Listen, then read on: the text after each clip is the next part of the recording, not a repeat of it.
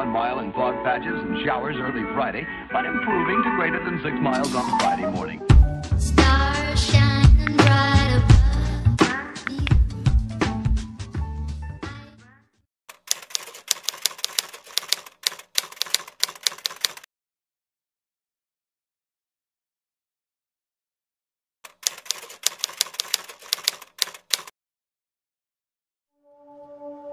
Oleh Raja Sitatok Sitarahan, pendapat dan ide itu dilawikan.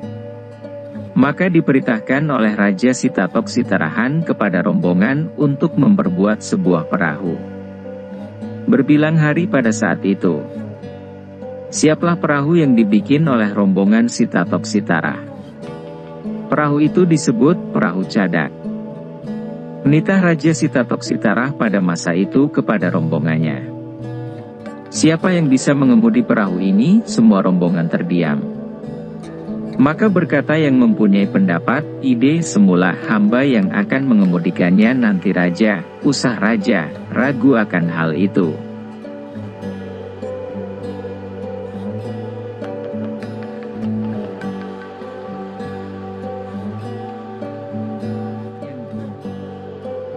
Orang-orang Sitatok Sitarahan sampai ke Ulu Kambang. Membuat orang Sitatok Sitara berhenti dan beristirahat, membicarakan hal-hal yang akan dilakukan, perencanaan.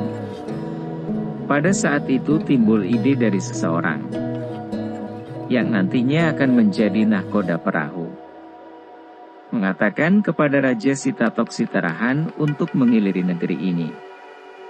Alangkah baiknya kita menggunakan perahu, supaya kita lebih bisa cepat sampai ke tujuan. Tempat keberadaan anak kamanakan orang 3 suku, suku Kampai, suku Panai, dan suku Tigo Lareh Bakapanjangan.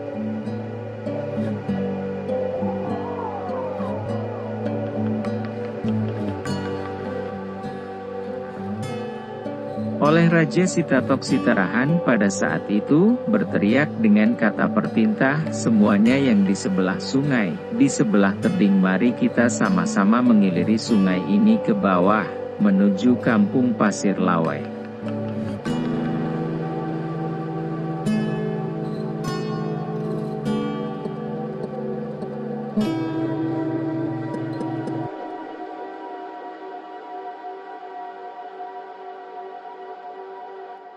Orang Rupik mengiliri tebing sungai, masuk rimba keluar rimba, maka sampailah orang Rupik itu dengan kelompoknya yang terpencar di nagari Pasir Laweh. Pada saat mereka datang dengan rombongan, membuat orang 3 suku terkejut melihat keberadaan orang-orang berbadan tinggi yang penuh dengan urihan tato di sekujur tubuh. Maka ditemuilah oleh orang 3 suku pada saat itu. Baropok-ropok, berkumpul orang 3 suku dengan orang Rupik. Maka oleh Raja Rupik dengan suara yang keras, menyatakan dirinya sebagai raja dan memerintah di daerah Pasir Laweh untuk keberlangsungan hidup bersama. Mengiliri batang air Kambang.